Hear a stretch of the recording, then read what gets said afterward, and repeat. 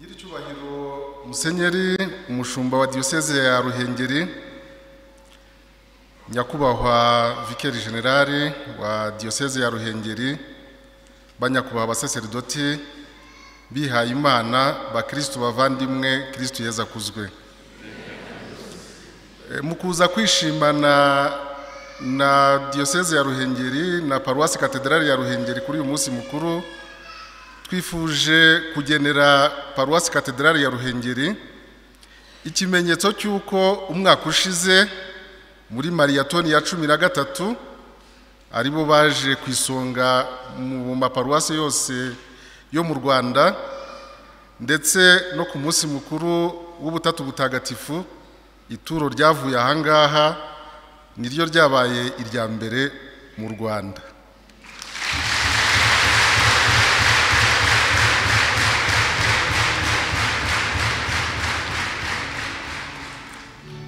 Mu gushima rero hari ikimenyetso twageneye iyi Paroisse Cathedrale kugira ngo kizahore kibibutsa ko mwateye intambwe isumba izindi, nimukomereza aho rero n'ubundi nimugasubire, muzahore mujya mbere mu gutega amatwi no gufasha Radio Maria Rwanda kogeza inkuru nziza kugeza no ku batari bayimenye.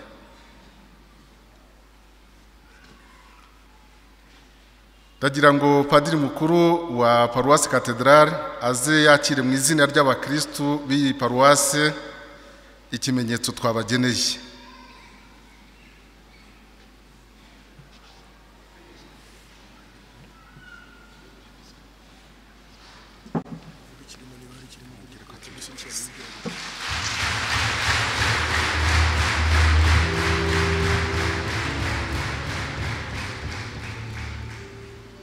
Padiri mukuru rero w'iyi Paroisse ari kumwe n'umuyobozi wa gahunda za Radio Maria Rwanda baraza kumurikira umwepiskopi w'iyi diocese icyo kimenyetso.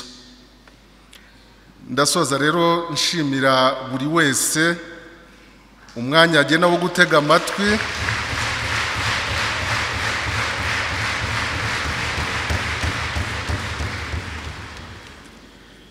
Ndasoza nshimira buri wese umwanya afata mu gutega amatwi Radio Maria Rwanda kugira ngo za nyigisho bya biganiro byose dutambutsa bishobore kugirira akamaro imbaga y'Imana. Mutayiteza amatwi ntacyo yamarira Kiliziya y'u Rwanda.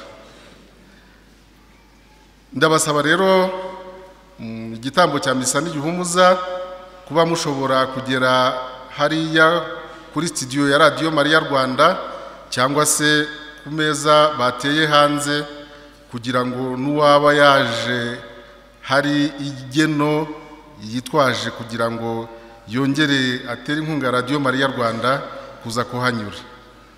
Kristo Yezu akuzwe.